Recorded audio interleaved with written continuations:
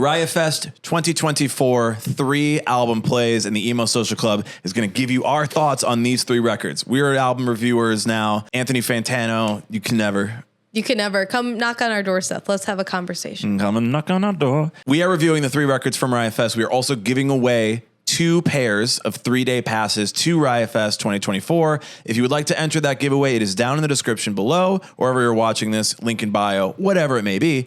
Go and check it out so you can win 3-day passes to Riot Fest and see these albums. On this episode, we are discussing Mastodon's Leviathan. We are an emo podcast. This is a metal record. We have no business here. If you came in thinking, oh, I want to hear what the fucking sad boys think about this shit, it's a metal record. It's not our genre. We're going to talk about it because there are 3 records being played at this festival. So we're just going to give you our thoughts. We're going to give you our opinions on it. Don't take it too seriously. Before we get into our thoughts and our opinions on this record, Lizzie, give us a little bit of background on Mastodon and Leviathan. So this was released August 31st, 2004 via Relapse Records. This is their 2nd album, and it's a concept album about Moby Dick, if you couldn't tell. It's like so clear. By the album artwork. So obvious. The singles off of here are Iron Tusk, Naked Burn, and Blood and Thunder. They also had another single that was released later as a music video single, and that was Sea Beast. In 2015, Metal Sucks dubbed Leviathan as the best metal album of the 21st century. Something that was a little bit shocking. Pitchfork ranked them out of 200, like the best albums of the 2000s. Iron Tusk was featured in Tony Hawk's American Wasteland video game. Sure was.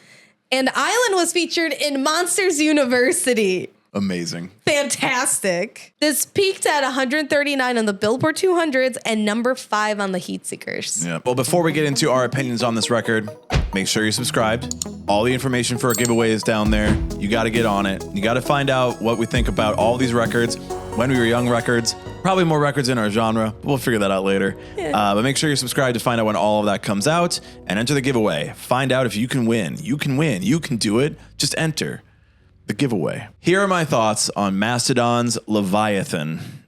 I am a metal fan. Yeah. Like I am. I have found, though, that a lot of metal like this just usually doesn't strike me as very interesting. Because it is like, it all stems from like the same thing. And it all builds from the same thing. And me as a vocalist, somebody who really cares about vocals, you end up kind of having a lot of very talented musicians, and the vocals are like 5th in line. It's like we did all the other instrumentation, and right, there's vocals, there's lyrics, there's all this stuff. So going into this record, like I knew Mastodon is a gigantic band. I knew Mastodon is a very well-loved band. I knew that they were in a Guitar Hero game. Fantastic. And I think I'd heard Blood and Thunder probably from like a Guitar Hero game or something like that. But I was never like somebody who really wanted to check out Mastodon. I just know they're big name. People like them. They're very popular among the metal crowd. This record is very good, like talent wise. The vocals just are completely washed out in this. There's like barely any sound to their vocals. And I think that like the guitar like just is taking so clear center stage on it that like I got nothing to like really identify with. I got nothing to really grab onto here. The beginning of this record is kind of light on good songs. Then you get to the middle, like you get to Iron Tusk and some other songs, and I'm like, okay, there's some very good stuff here. Mm-hmm. The more that they sound like Every Time I Die, the more I'm in. Like every time there's like, this is an Every Time I Die style riff, this is an Every Time I Die style thing, I'm in. Whenever there's more of like this like metal where it's like, you know, supposed to be soaring vocals or whatever, it's like they're not soaring vocals at all. It's very like gruff and washed out, and like I like found myself like leaning in, like what are you saying? What's happening here? That was a lot of my listening to this record. I don't dislike it, but I'm not really trying to go back to a lot of metal records, I guess, especially if there aren't a lot of like those things to grab onto, like pop hooks and all that. I also felt like this doesn't really have the vibes of like something I can mosh to, something that I'm gonna like push people around to.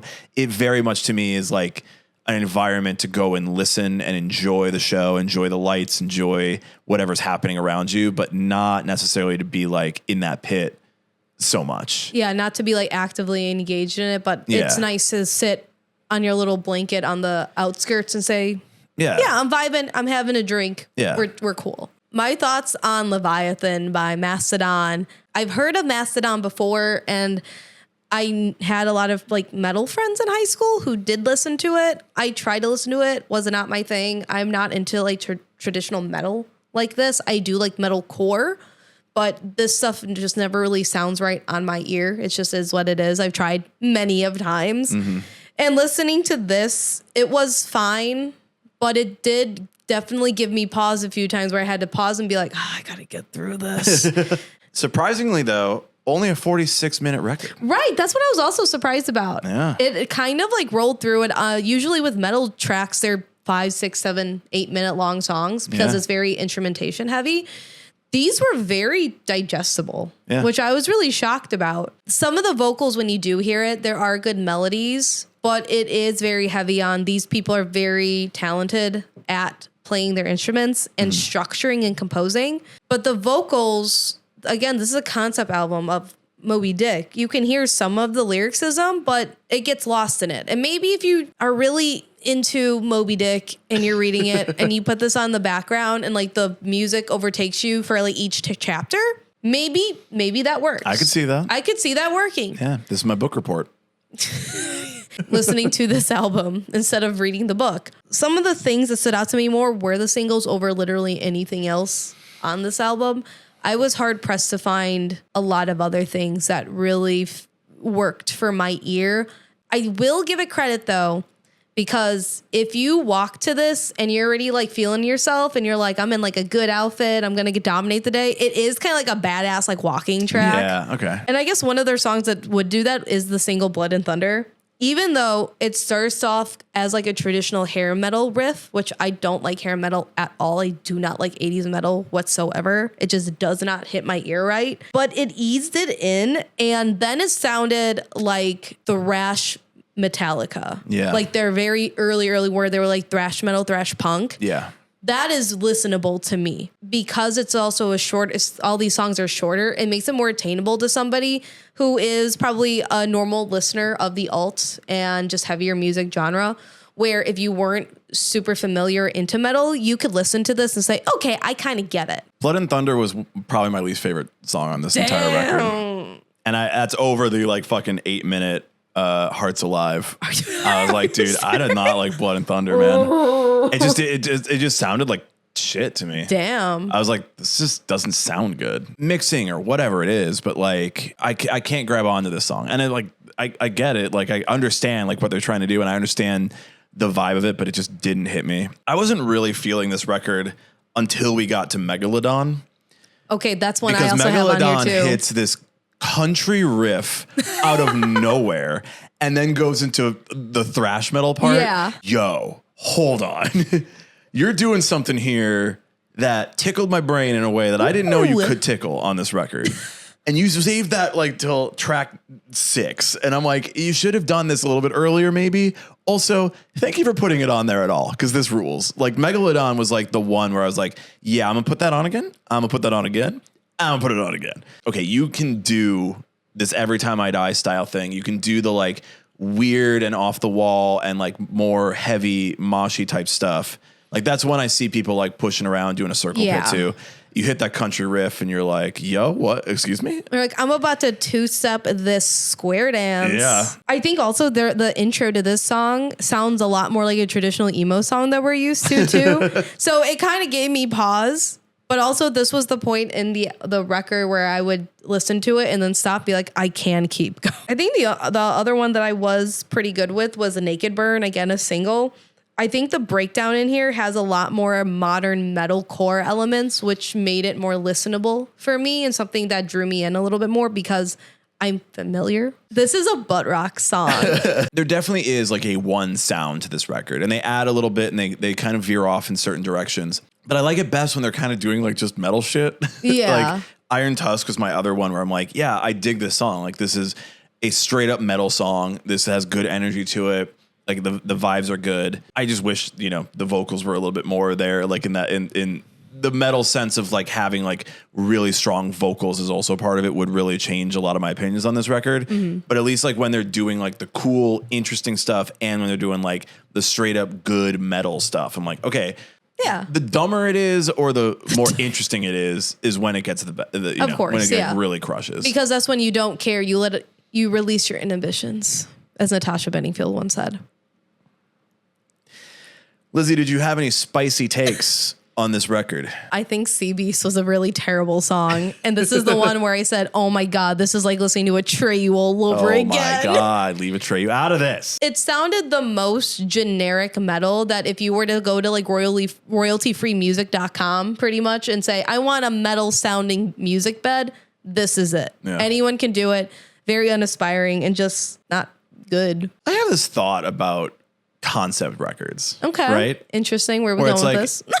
This is basically a book report on the Book of Moby Dick, right? Mm-hmm. I think it's interesting to write a concept record about like a new idea, like create a storyline or create a through line that is unique and independent of anything else. I think when you do something like this and it's like, this is a story that has already been told, we're going to take this story and just turn it into music. It's kind of like low hanging fruit. And like, they're not really working that hard to like take someone else's story and just turn it into this. Yeah, I found a public domain book and here's our record now. And I felt like the idea of Moby Dick is metal as fuck. Oh, yeah. And so, of course, I'm like, this is metal as fuck. Good. But I think people like need to really think out like concept records as like, let's not just take someone else's stuff and then make our own music behind it. Come up with a creative new idea. Radiohead did a lot of like concept records, and it's like, yeah, this is interesting. Or Coheed and Cambria does does concept records on a comic book that they are writing, like interesting stories that they are creating.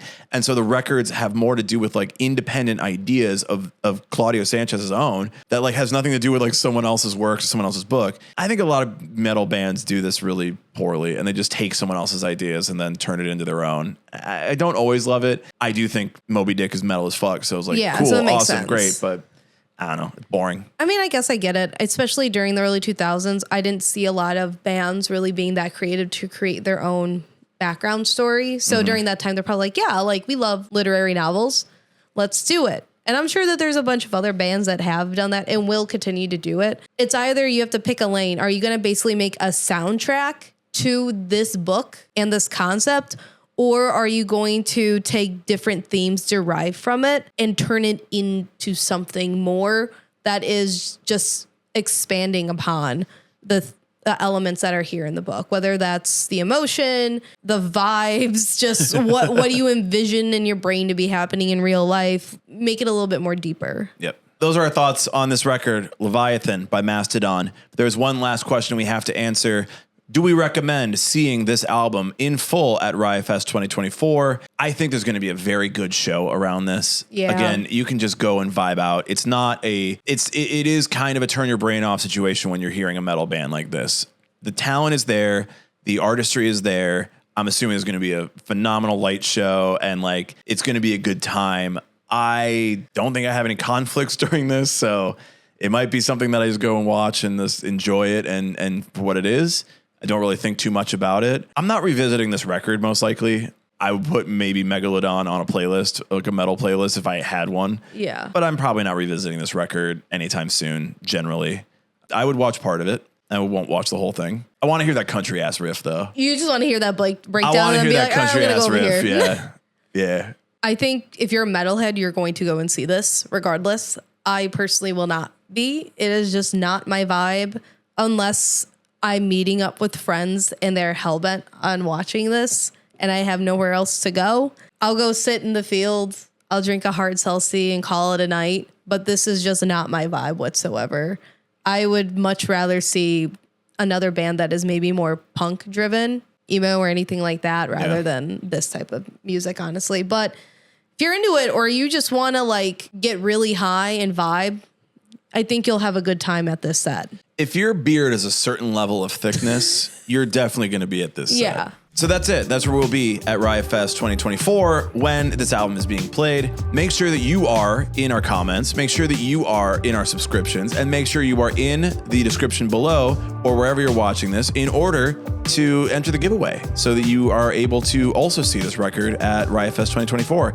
All the information is down there in the description. But until Riot Fest and until Mastodon and until Leviathan, we will see you there.